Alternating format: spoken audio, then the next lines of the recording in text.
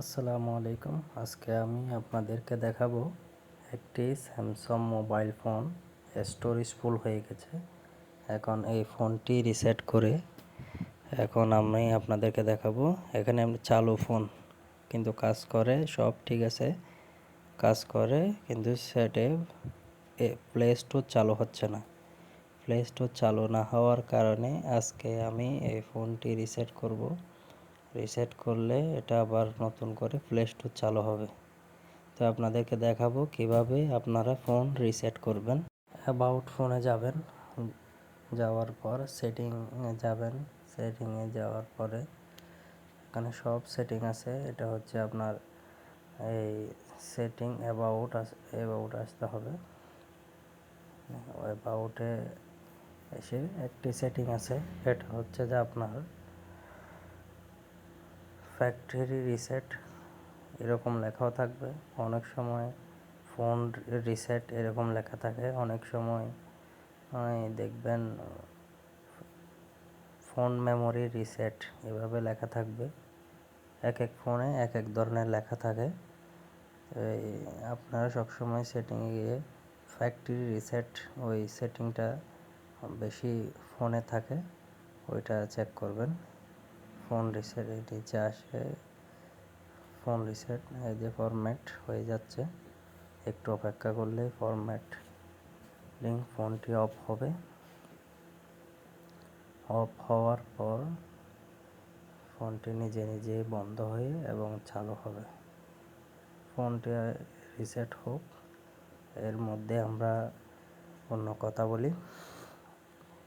Samsung mobile ফোনে আপনি আরেকটি অন্যভাবেও ফোনটি রিসেট করা যায়।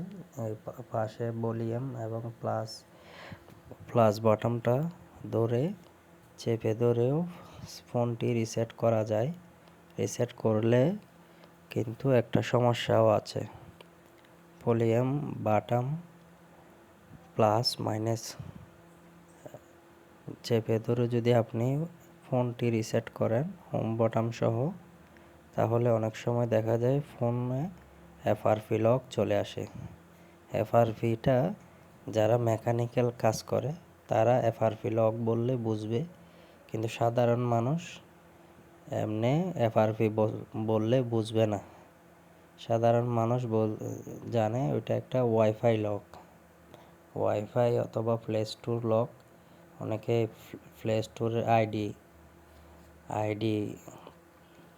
আইডি সব খুলে এবং ওয়াইফাই কানেক্ট করে, এরপরও লকটা খুলতে পারে না।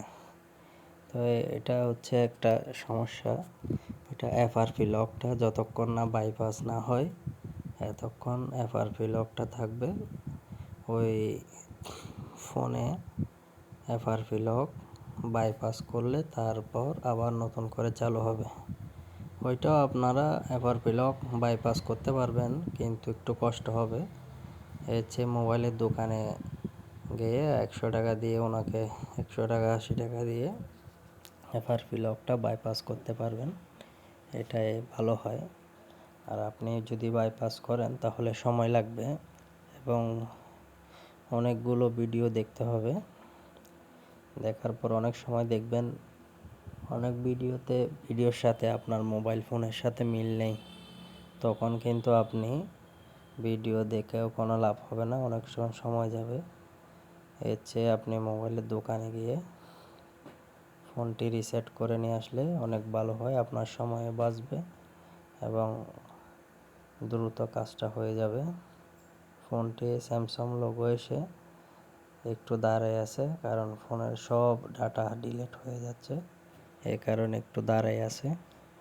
আবার অনেক সময় হোম বাটন এবং প্লাস মাইনাস চেপে ধরে যদি লক ফ্যাক্টরি রিসেট হয়, এই ধরনের একটি সমস্যা চলে আসে। এই যে দেখতেছেন আপনারা স্ক্রিনে, এটা স্যামসাং লোগোটা এসে দাঁড়ায় থাকছে কিছুক্ষণ। এখন কিন্তু চালু হবে, কিন্তু অনেক সময় এই লোগোটা এসে দাঁড়ায় থাকলে তাহলে কিন্তু সমস্যা আছে। এটা ফ্লাশ মারতে হবে। যদি মোবাইল ফোনের ফার্মওয়্যার নষ্ট হয়ে যায় তাহলে এরকম এসে লোগোগুলো দাঁড়ায় থাকবে। কিন্তু আমরা তো এটা ফ্যাক্টরি রিসেট দিয়েছি, এ কারণে ফার্মওয়্যার নষ্ট হওয়ার কোনো সুযোগ নেই। এটা আমরা যতক্ষণ না চালু হয় ততক্ষণ আমরা একটু ওয়েট করব, ফোনটি চালু হয়ে যাবে। ফোনটি নিজে নিজে ইনস্টল হচ্ছে, আপডেট ইনস্টল হয়ে সম্পূর্ণ চালু হবে। আমরা একটু অপেক্ষা করি। এর মাঝে আরেকটা কথা বলি, নতুন মডেল যেগুলা ফোন আছে স্যামসাং মোবাইল ফোন, ওই মোবাইল ফোনগুলো আপনারা হাতে হোম বাটন এবং প্লাস মাইনাস ধরে রিসেট করতে যাবেন না, কারণ ওগুলোতে অনেক ধরনের সমস্যা এখন আসছে। এই সমস্যাগুলো যদি আসে আপনারা দ্রুত সমাধান করতে পারবেন না। আমাদের ফোনটি চালু হয়ে গেছে, আমরা এটা এখন সেট আপ করবো।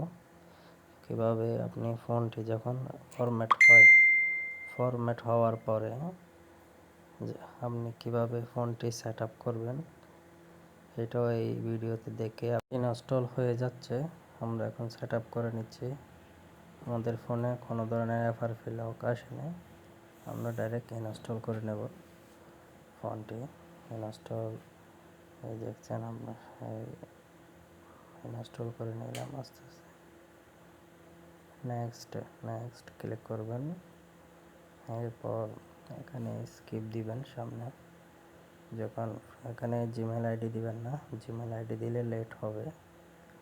আপনি এখানে স্কিপ করে চলে যাবেন। আর একটু নেক্সটে গিয়ে সবাই ভালো থাকবেন, সুস্থ থাকবেন। আসসালামু আলাইকুম।